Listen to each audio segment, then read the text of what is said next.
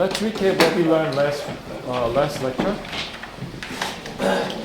In last lecture, we learned the correlation-based demodulator, right? This is an optimum receiver, and we have two different ways of design of optimum receiver. First way of design is correlation-based demodulator, and this is a block diagram for correlation-based demodulator. So what we are talking about is this red box. Right? We get a received signal, and this received signal is a transmitted signal plus noise NT. And based on the received signal, what we do is that we already know what is transmitted. So if you use an antipodal signal, then we know that it's going to be either positive value or negative value.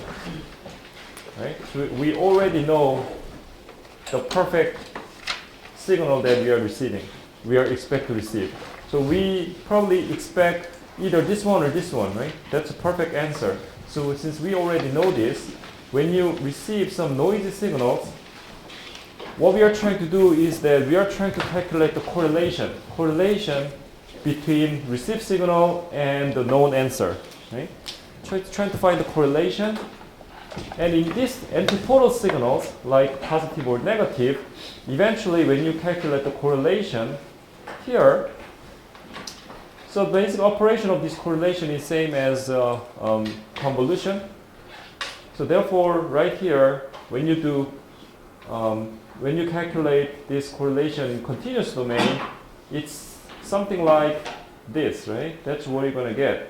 So you always get like increasing like this and going down like this. So you're going to have a peak at TB.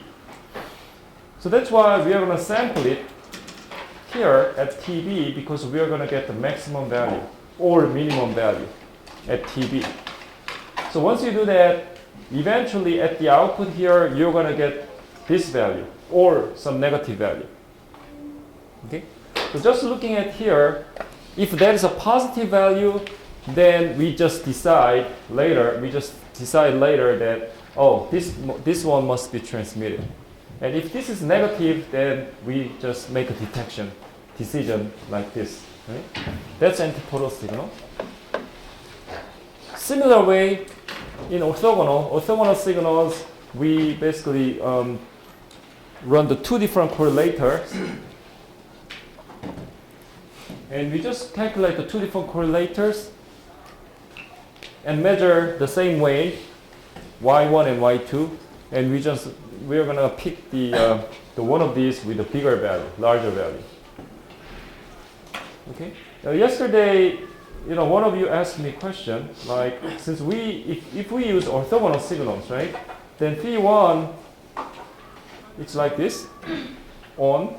phi2, psi1, psi2 is gonna be off.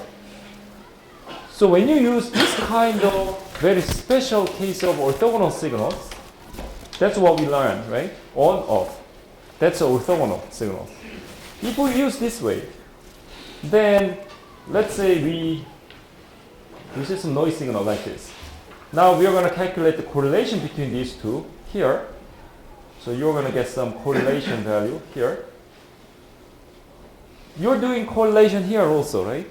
You're trying to calculate the correlation between this and this. But the problem in this case is that this is 0. So you multiply this one with this, it's going to be 0 anyway. So correlation anyway is 0, right? So in that case, it's 0. So something is wrong, right? Something is wrong. Yeah, that's the question. In fact, that is true, but what we are looking at here is a very general picture of orthogonal signals. These signals, on, off. Okay? This is orthogonal signals, but this is one example of orthogonal signals. Okay? This is not a general orthogonal signals. There are many orthogonal signals. Let me give you another example. Okay, this is S1 and S2, right? Same here, S1 and S2. I can make this. This is orthogonal signals. S1 and S2, I can make it this way. It's still orthogonal. Okay? Make another way. I can make this one as S1 This is also S2, orthogonal signals. There are many millions of different ways of making the orthogonal signals. This is also orthogonal. This is also orthogonal, a lot of orthogonal signals. Okay? This is like a very special case where this one is 0. So that's why maybe you think that, when you have a correlation, when you calculate correlation, it's all 0. For this special case, that is true.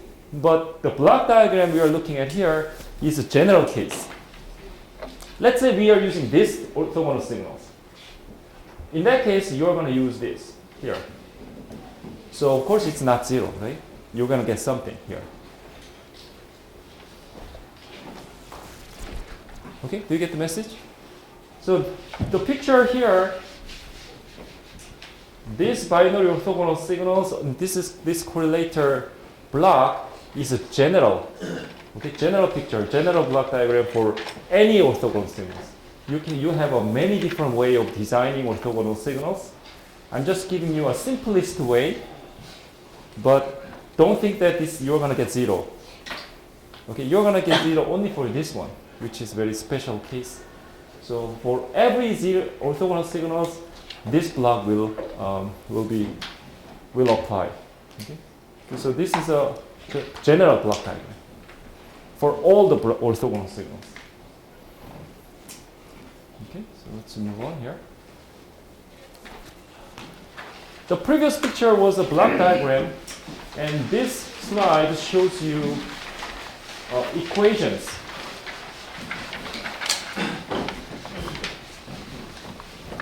Equation is actually pretty simple.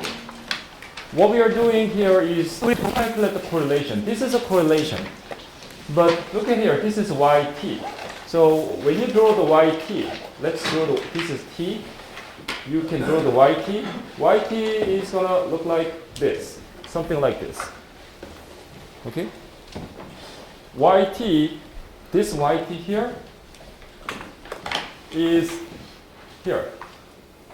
That's yt. So this is a block diagram.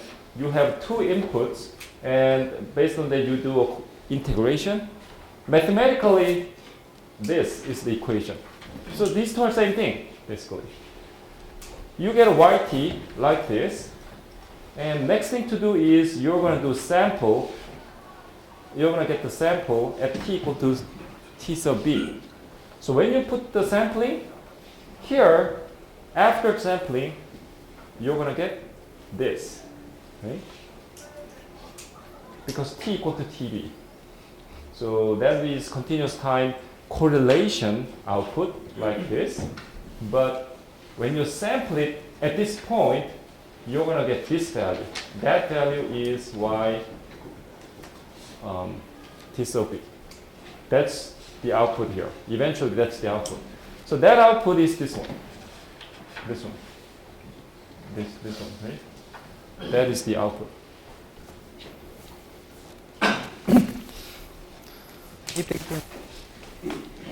Okay. But what we can see here is that this output right here, ytb, that is the output value. That is this output value here. But this output value here is not constant. That is random. Okay, this value actually is random. Why is it random?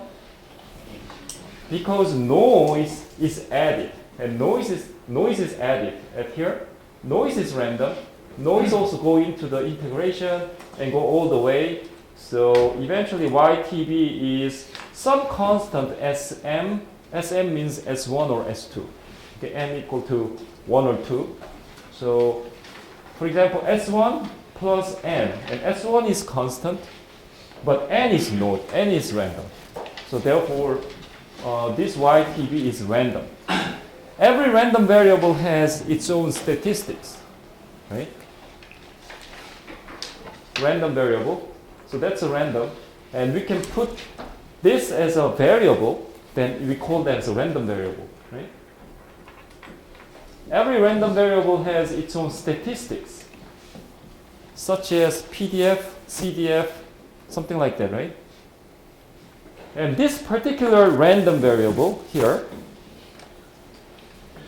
is Gaussian distributed. So its PDF is Gaussian, like this. And the difference between the noise is that our noise is empty in time domain, right? And when you put that as this is a time domain view, like this, time domain. But when you look at that from the statistics point of view, the amplitude will show Gaussian. That's a statistics, right? So you get a 0, because when you take an average, most likely the average is 0. Sometimes you get a high value, sometimes low value, like minus 0.7, sometimes plus 1.2, right? So when you put that in statistics here, 1.2 is somewhere here, maybe minus 0.7 is somewhere here, and sometimes you have a very large negative value. So put that all together and draw the histogram, if you like, then you're going to get this picture. So we're talking about same thing here, all of them same. This is a time domain view, this is statistics, PDF. So this is the PDF of noise. What about the PDF of this random variable? It's the same. Why? Because what we are getting here is actually just constant plus noise. And this noise has this statistics, so you just add the constant, then what that means is this one is just shifted by S1. So now we're going to have the same Gaussian, but the middle, the mean is going to be S1. Because this one is shifted. The 0, the middle point, the mean moves to S1. So we have S1 here. So that is a random variable for this one. That's the case when you transmit S1. If we transmitted S2, same way. This one may be S2 in that case. So in that case, S2 may be somewhere here, and 0 is in here. So you're going to get another Gaussian like this. So that's why in binary transmission, you're always going to see this kind of picture here. This kind of picture. Two Gaussian, and one Gaussian has the mean S1, the other Gaussian has mean S2, right? So we always going to see that kind of picture. Okay, so let's come back here. So it is very important to remember this picture. Okay, very important. We're going to look at the details in a minute. Okay, so let's move on to the second optimum receiver. So far we learned the correlation-based demodulator. The idea, okay, this is again the idea of correlation-based demodulator is try to find which one is more close, which one looks more same, right? Which one has a higher correlation. We only have two choices, right? Because this is a binary. Let's say if that's antipodal, we know that maybe this is transmitted or this is transmitted. We have only two choices. And now you receive something. We receive something. So what you're trying to do is, which one looks closer? Okay, which one looks similar? That's the idea of correlation-based demodulator. So we calculate the correlation between these two and correlation between these two. So if it looks similar, that means high correlation. Okay? That's simple as that. That's what we learned so far. And second design of optimum receiver is matched filter. Okay, so let's look at the matched filter now. Matched filter is designed pretty similar. This is a matched filter design for antipodal. This is for orthogonal signals. The difference between the previous correlation-based modulator and this matched filter is that the previous one was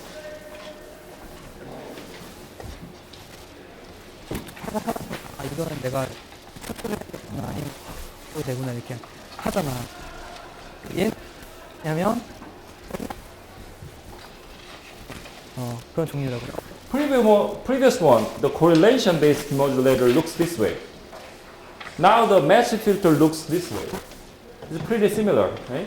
We have two same input, but this one we don't have any integration.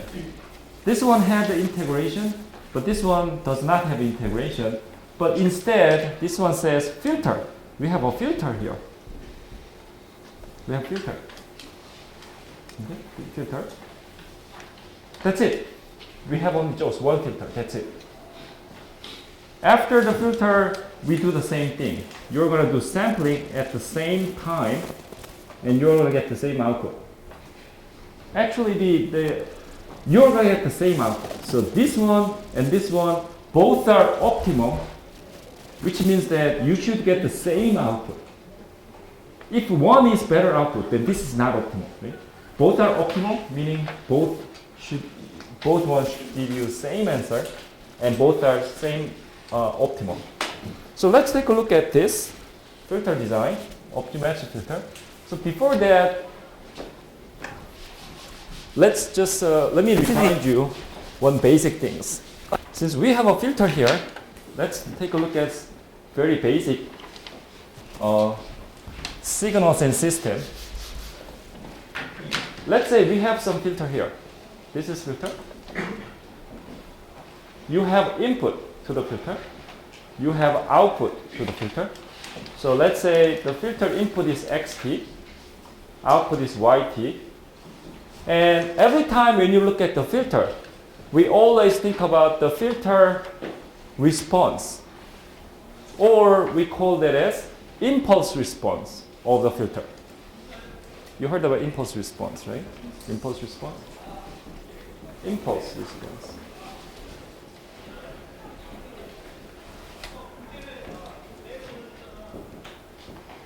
So let's call this impulse response as ht. So basically, what is impulse response?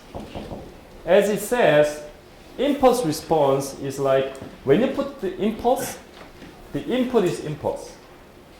Then you're going to get some output, right? Since you get input as an impulse, you're going to get some output. That output is impulse response. Why? We put impulse, and that is a response from the impulse. So that is impulse response. So when you get an impulse in, you're going to get ht out, right? So we can measure it. We can measure it. That's impulse response. So now, based on these, we know that what is the impulse response of the filter. Once we know the ht, we can call that as an impulse response. Now later, we're going to use another input, xt as an input, and using the same impulse response, and we measure the yt. And yt is what? xt convoluted with ht. So it's a convolution between xt and yt. That is a basic relationship, right? Coming back here, this is also filter. But this is special filter called the matched filter. But anyway, this is filter. So we have the same relationship. Here, we call this yt. That is the output of the filter. Input to the filter is RT. So let's put the relationship. YT, which is the output, equals to RT, input, convolution, with its impulse response. And what is the impulse response in this case? In this case, we have a second input here, right? That is this one gives me an idea of what is the impulse response. So your filter is designed based on this. So simply speaking, you have a signal in this case, inside the filter, you're going to flip left and right. And use that as the. So simply speaking, we have P, right? 어느 의사나 고칠 수 있는 그런 P. And I'm going to flip left and right. 이 시간엔 크루스칼 알고리즘이랑 프림 알고리즘이 왜 So I'm going to use it that way. So what is this one? This is same as impulse response of the 예지, filter. 김영준, 이 예지. That's impulse response of the filter. So it's actually the same thing. Only difference is that in that case, there is a matched filter. So it's a little bit special filter. Why is it special? Because it is a little bit special. You have this input to the filter, and I'm gonna left and right. I'm gonna switch to left and right and use that as impulse response. So your impulse response of the filter is this. So it looks a little bit special. So that's why we call that as that filter. You're going to use the same thing for these things, for orthogonal signals. And I'm going to look at that in the next slide with the equation here. Okay, when you look at this equation, it's much easier to understand. So as I said earlier, for our matched filter, we're going to use this one as impulse response. 네, Okay, when you look at this, right? 설명할게요. 이거 직관적으로 이해 Look at 안 here. 될 This 거야. one is 이것도 증명할 거야. cosine 자, 무슨 얘기냐면, TB minus T. So basically when you have 잠깐만. minus T, 우선 먼저 용어부터 얘기할게. 자, okay, let me 그래프상에서 사이클이란 거, say my cosine T. Let's say 이런 게 사이클이지? just 사이클인지 that. 알지? 그냥 if my cosine T looks like this, then what does this look like? Minus T means 컷. this, 소리가 left and 뭐냐면, right. So this one probably look like this. But let's say you have 0 here. Here's a TB. Then where is the 0? 0 is going to be here.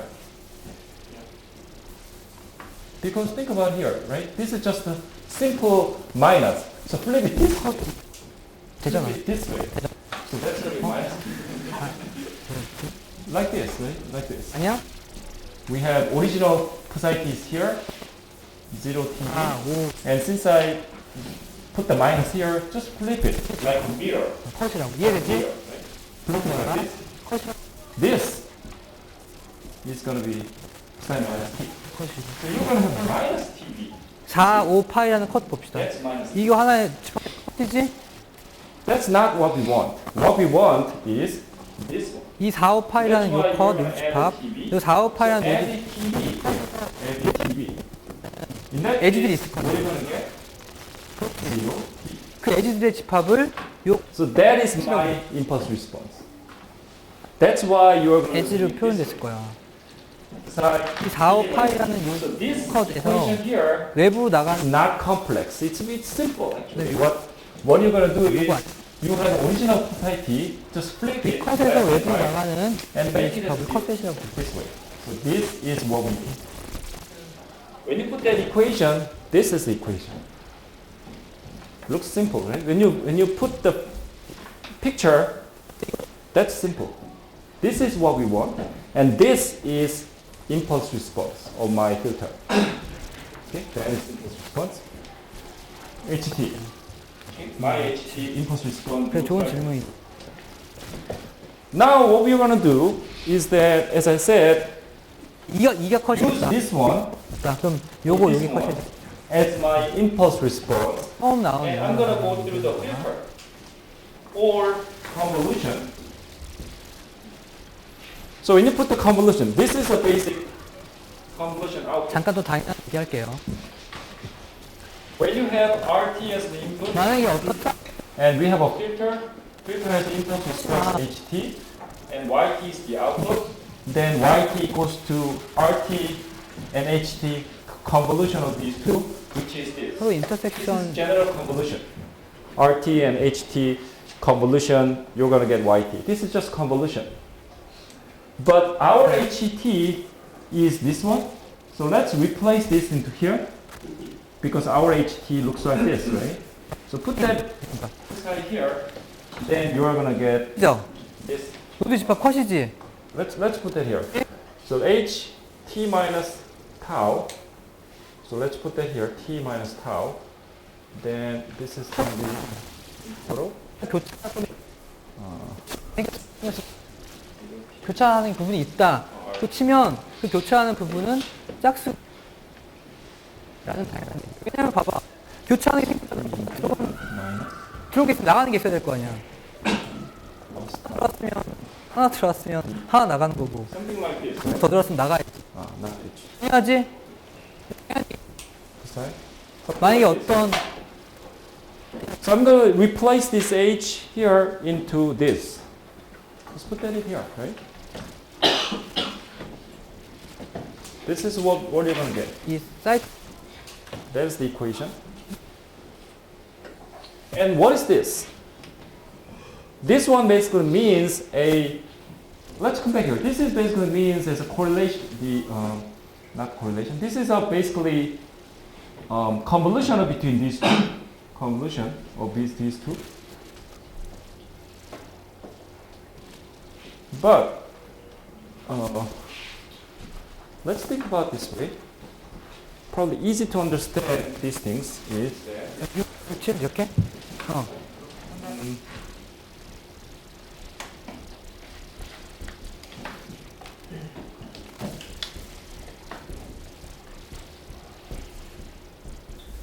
so this is my impulse response. Okay? And what is the psi t for our case? Psi t is going to be this. Or this. Because we assume the antipodal signal. 명확하게 얘기 안 해. We're going to use antipodal signal. So we're going to use this one or this one. But we can just pick one. So we can use this one as psi. Okay, same as in the previous correlator-based demodulator. In the previous the correlation-based demodulator, we also use this one as a psi t, right? We also use that. Same thing. So we're going to use this one as a psi t. So let's take a look at the impulse response. 0 dB. What is the impulse response of this filter? If we use this one as a psi t, ht looks like same. Why is it same? In my previous example, right, I make it triangle. So that's why you can notice that you put the minus, flip it, and slide it, and this is the output. That is impulse response. And you look like this one and this one different. But this one actually is symmetric. So flip it, slide, still same. So in this case, impulse response actually is very same. Like a very special case. Okay, that is what we are going to use for HT. And what is my input to the filter? This is RT, right? My input is RT. Okay, my input is RT. So let's say by RT, my input. 당연한 얘기한 거고. Okay, so that is my input. This is my impulse response of the filter. So now what we're going to do is we're going to do convolution. 무슨 얘기냐면 Then what are you going to get? At yt, you're going to get something like this. And this one looks like exactly same as the previous correlation output. Why? Why is that? Convolution actually is integration. This is just a different way of putting, okay? This one is, I just draw that as a correlation or integration, but this one I just represent it as a filter, but actually both are same. Exactly same, right? Exactly same. Think about this way. Okay, simple way is this way. Remember that we discussed the correlation, right? And what was the difference between correlation and convolution? I asked you this question, right? What's the difference between correlation and convolution? Both of them, you're going to have, you need two inputs.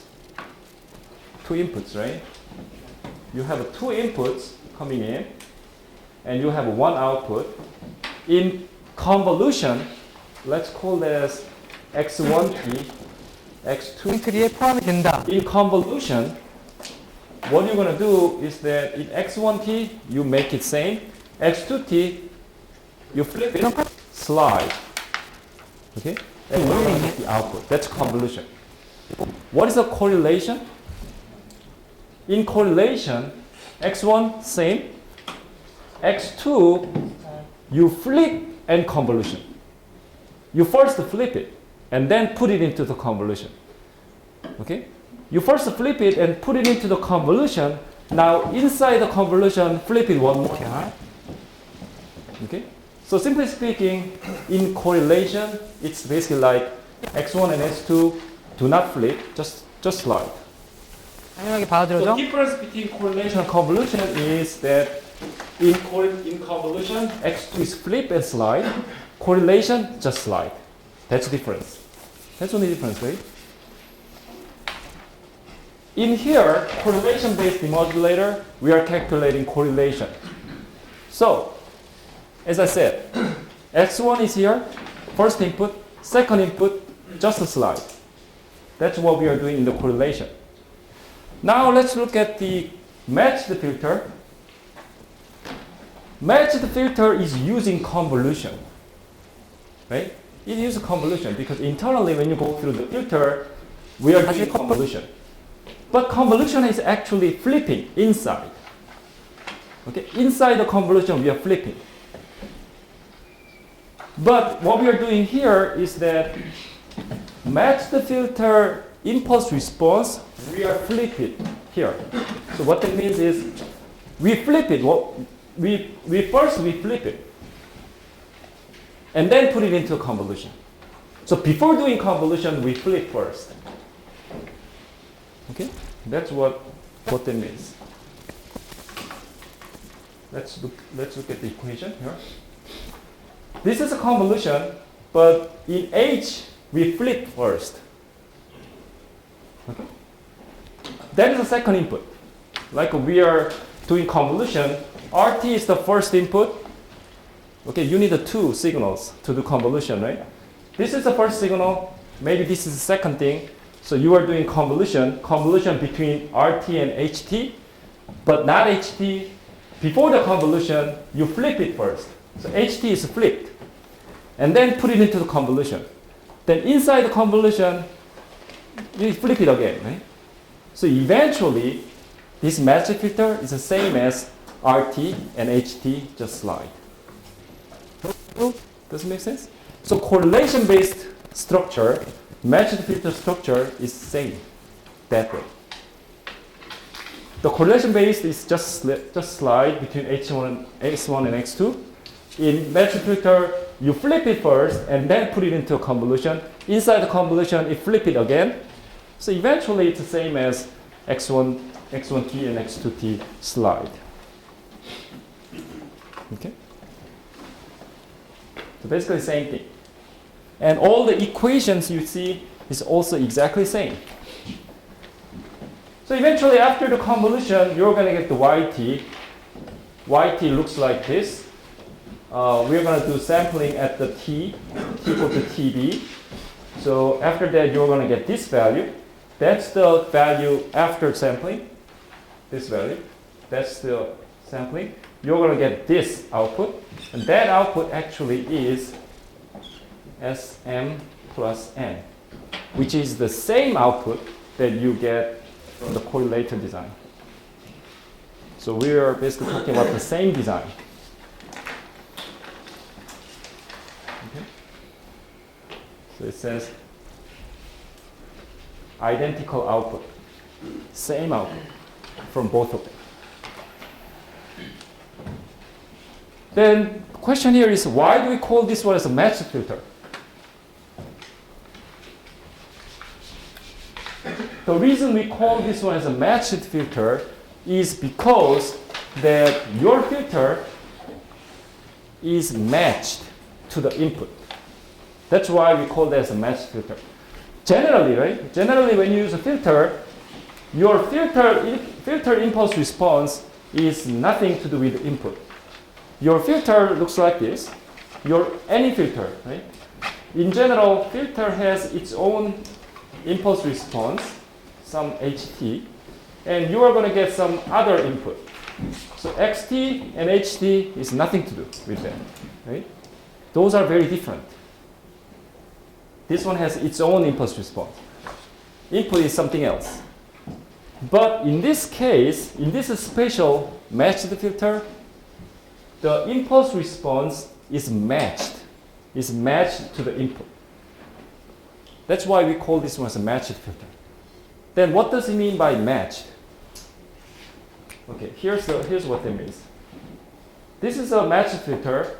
Let's say if you get this input, this is the input, right? In that case, what's going to be your impulse response for the filter? Your impulse response is matched to the input.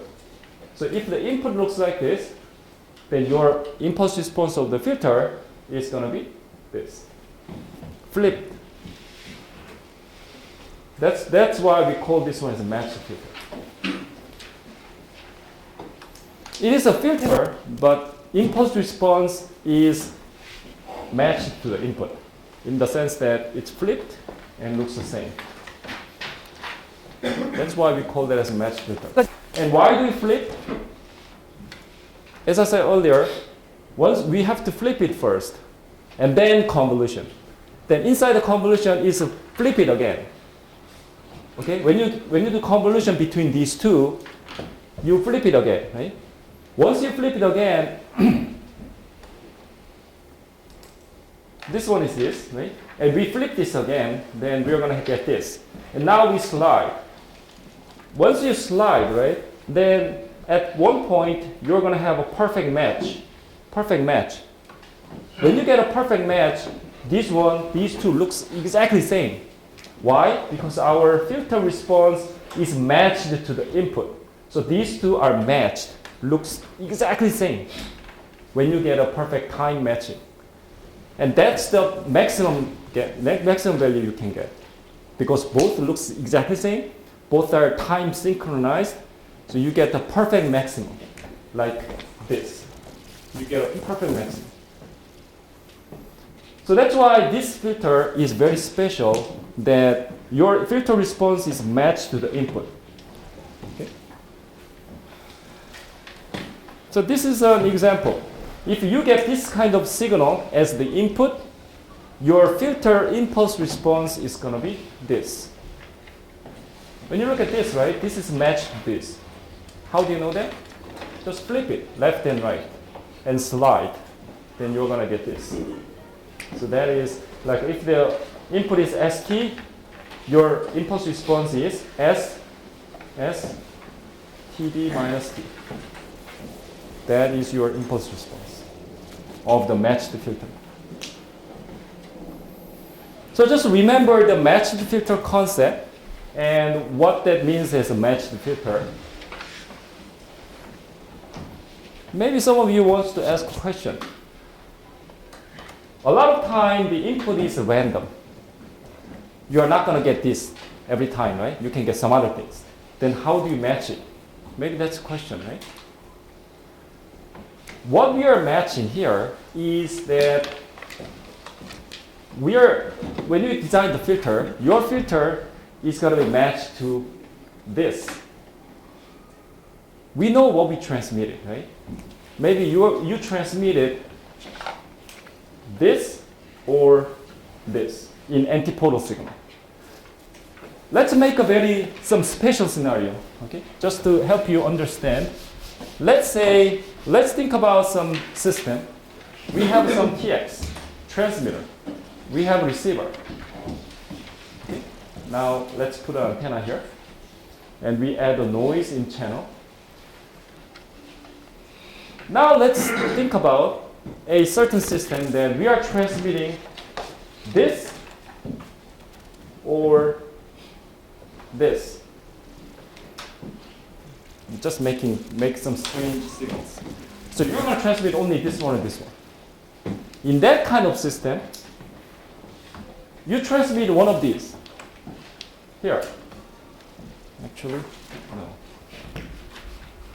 Yeah, let me put it again. So you're going to transmit 0 or 1, but eventually inside you are doing modulation. So you're transmitting this, or you're transmitting this or this. So somehow it's antipodal signals, right? But I'm trying to make a triangle, just to help you understand. Okay. In practical system, this is not going to happen, but just for understanding. So you are transmitting one of these two. Of course, there's a noise. So what you are going to receive is some weird signal like this, something like that. Let's say RT. What you receive is some signal like this. Just an example, right? Now inside the receiver, we have a matched filter, and our matched filter. We have a matched filter.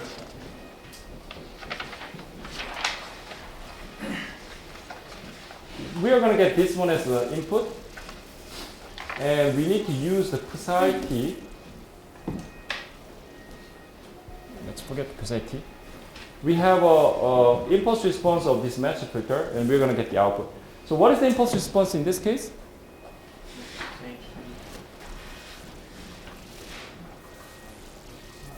We're going to flip the version of this, because this is the answer. We are not going to flip this one, right? This is the input signal, that is true, but this is the this is RT, which is, we call this one as ST, and noise NT. RT is ST plus NT. We are not going to flip this. We are going to flip this one, because this is what we are expecting to receive. Okay? This is what we expect to receive, right? So we are going to flip this one and use that as the impulse response for the matched filter. So your matched filter is going to be matched to this one, ST. Because if there is no noise, ST is going to be the input. If there's no noise, right? So we are going to match that way.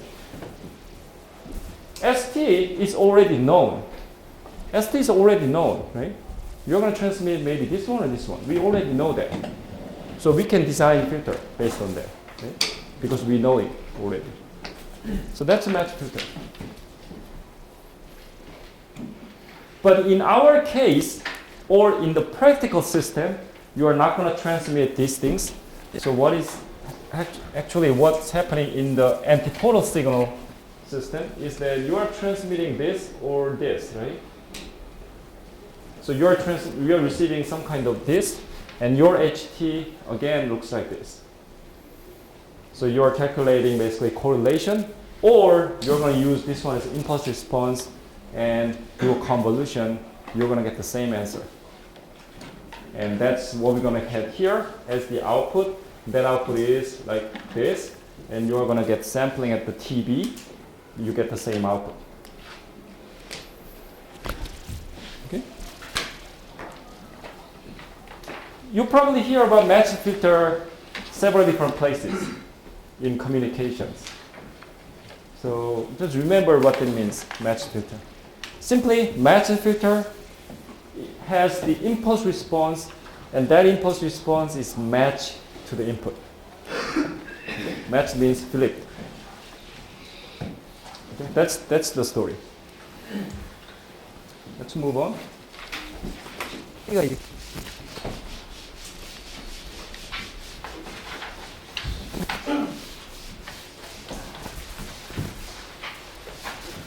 Okay.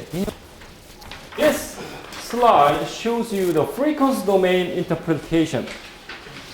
What we just looked at is all time domain, right? We just do slide in time and convolution. All these things is time domain interpretation. What we see here is a frequency domain interpretation, but it's actually the same thing. In time domain, as we said here, S is the input, ST is the input. So impulse response of your matched filter is the flipped version. So this is our impulse response of the matched filter, as I said earlier. That's the time domain. So when you flip it and slide, like this, okay, and take a Fourier transform and look at the frequency domain, this is the frequency domain. This is the frequency domain,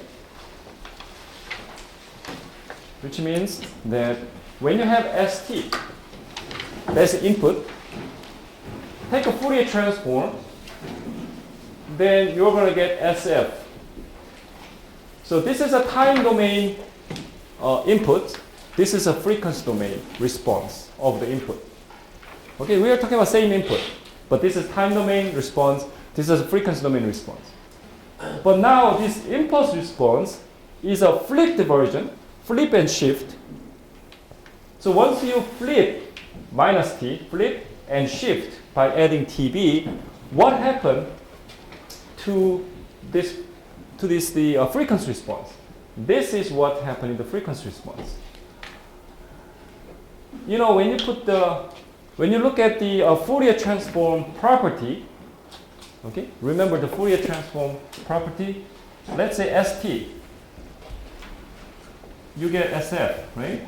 What happened when you do minus t? Then what do you get? It's the frequency.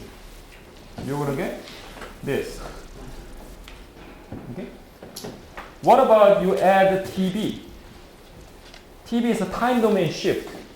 In time domain shift, when you take a Fourier 제일 그 transform, 중에서 포스 작은 애 계속 끄집어내려고 하잖아. 할 때 제일 좋은 구조가 phase 뭐야? rotation. Time domain shift is going to be the phase rotation in frequency domain. That's why you're going to get this. So that is a phase rotation because of this TB shift in time. You have a minus t, so therefore you're going to get complex conjugate. So that is the frequency domain response of your impulse response. So in time domain, somehow this impulse response is flipped.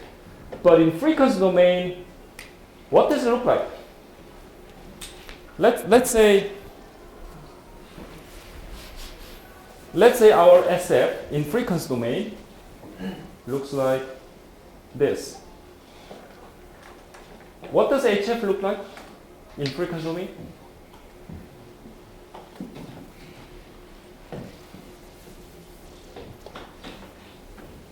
Maybe you can put 0 here.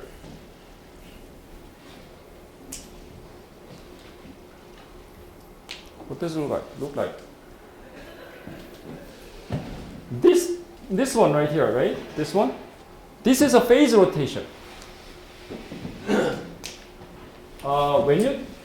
Generally when you look at this kind of picture, there is a magnitude. You know, there's a magnitude response and there's a phase response, right? This is a magnitude response. So this part, what is magnitude of this part? 1. So when you put the magnitude, this part is 1. So we have the same magnitude. Only difference is that the phase is rotated like this. Okay? You have phase rotation. But magnitude is not affected anyway. Yeah, so that's a frequency domain. Anyway, so let's move on here.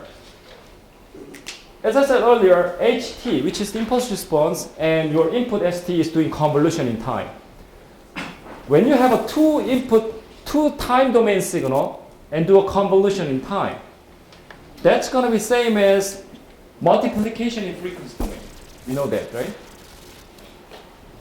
Simply speaking, you have ST. We have ST is the input, and filter has the HT as a impulse response. You're going to get YT. We know that YT is same as HT convoluted with ST in time domain. This is time domain. But this one actually is same as we have SF as the input. This is a frequency response of the input. We have HF, which is the frequency response of your impulse response, your filter, and you're going to get YF. So this picture same, but this is time domain, this is frequency domain representation. The same thing. In that case, YF is SF and HF, right? We know that, right? It's basically the same thing, just looking at from the frequency domain, looking from the time domain, the same thing. So based on that, we know that this is a convolution in time. So therefore, when you take a Fourier transform, we know that it's a multiplication like this, SF times HF. But what is HF? We know that HF is this.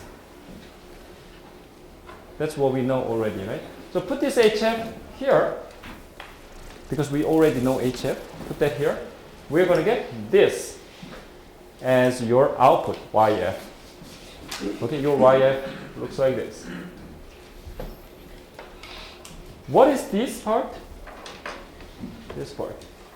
SF times S complex conjugate F. What is this?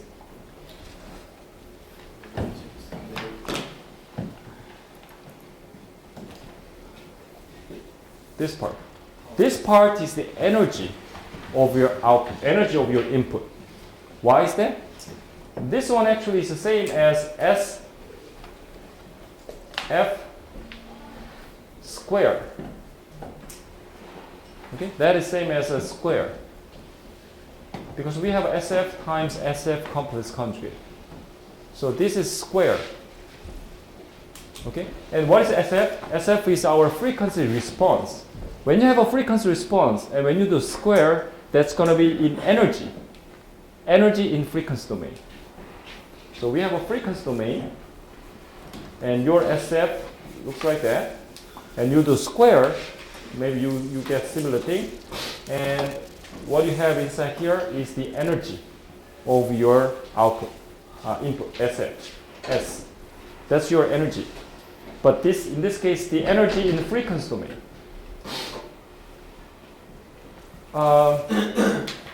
There is a theorem called the Parseval's theorem. Did you learn this somewhere? Parseval's theorem basically tells you that energy is conserved.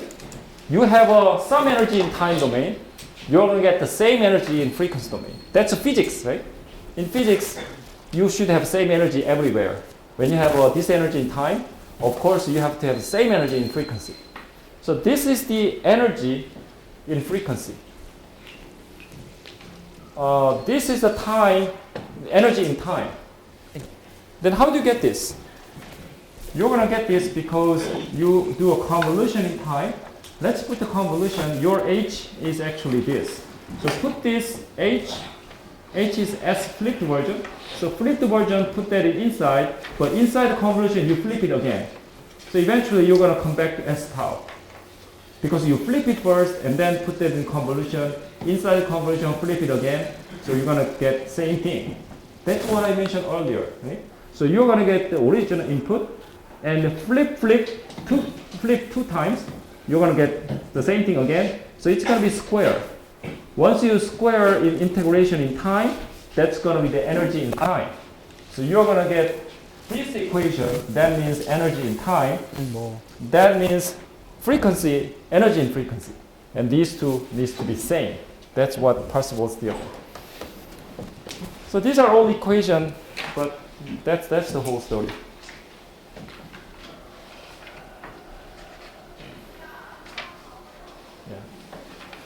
So let's move on to the next one. I think this picture, this slide here,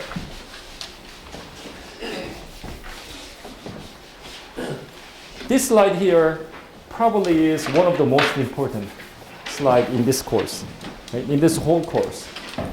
First thing to remember is that we already looked at these two Gaussian, right? We already looked at it.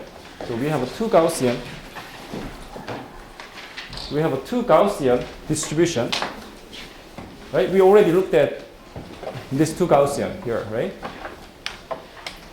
Another thing that you want to look at here is that this is conditional PDF. This is a PDF, probability density function.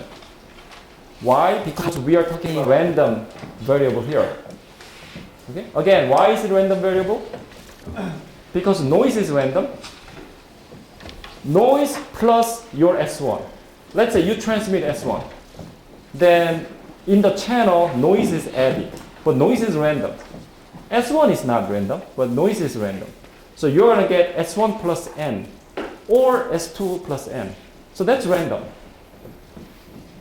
So that's why we're going to get these two Gaussian PDF. But looking at here, this is conditional PDF. Why is it conditional PDF? What is a conditional PDF? What's the difference between this one and this? Right here, y is S1. In this case, y is S1 plus n. In this case, y is S2 plus n.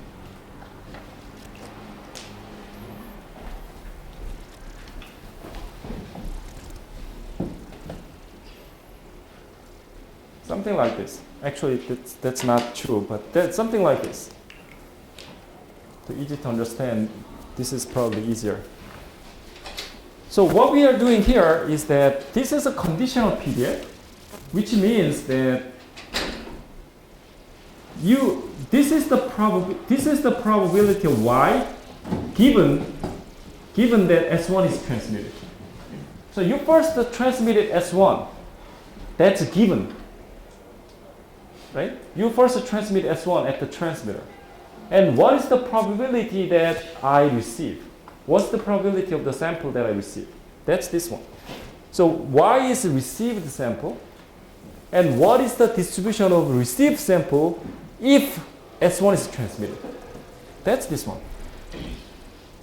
If S1 is transmitted, then even for the received symbol, maybe you get the same S1. That's this probability. But some other times when you have a noise, maybe you receive like S1 plus 0.7 or maybe S1 minus 0.3, something like this, right? So that is a distribution of that. Same way, this here is the probability of received sample if S2 is transmitted. Okay, if S2 is transmitted. So if S2 is transmitted, the mean is going to be S2. And based on that, you put the noise on top of it. And noise is Gaussian. If S1 is transmitted, the mean is S1 and noise statistics on top of it. So we have two. But remember, this is a conditional distribution. Okay, conditional distribution. So we write it conditional distribution this way. If S1 is transmitted, this is statistics of the received sample. If S2 is transmitted, this is a noise statistic. This is a statistics of the received sample. Okay?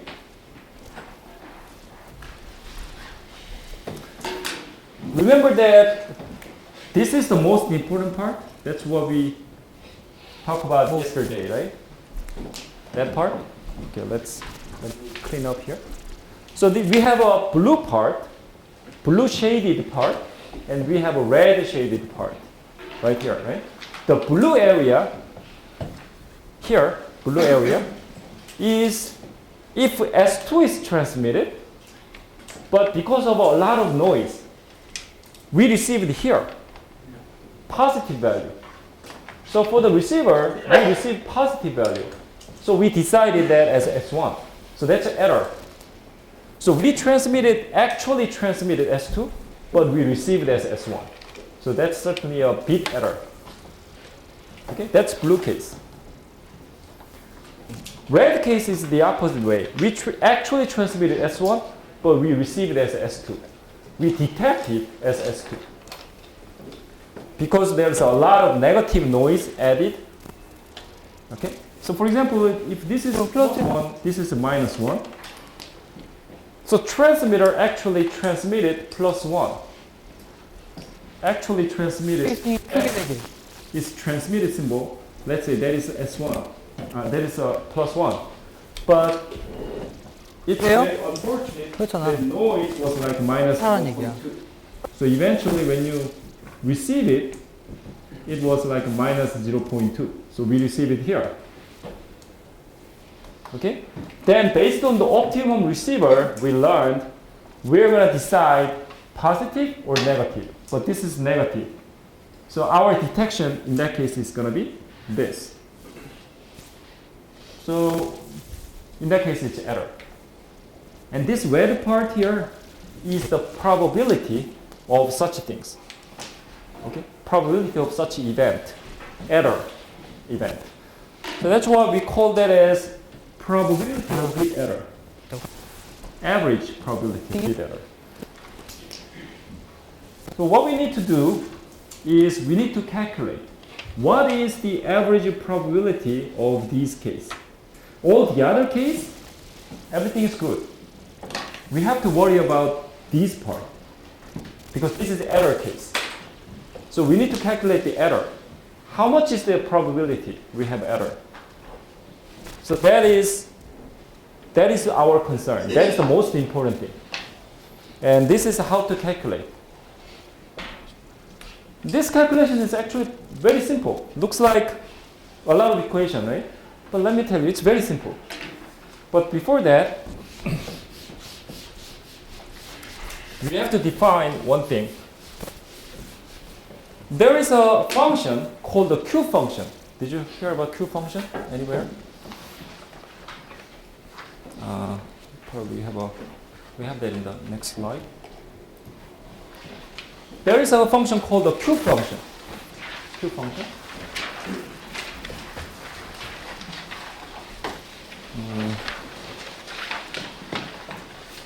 Okay, maybe we can continue next time.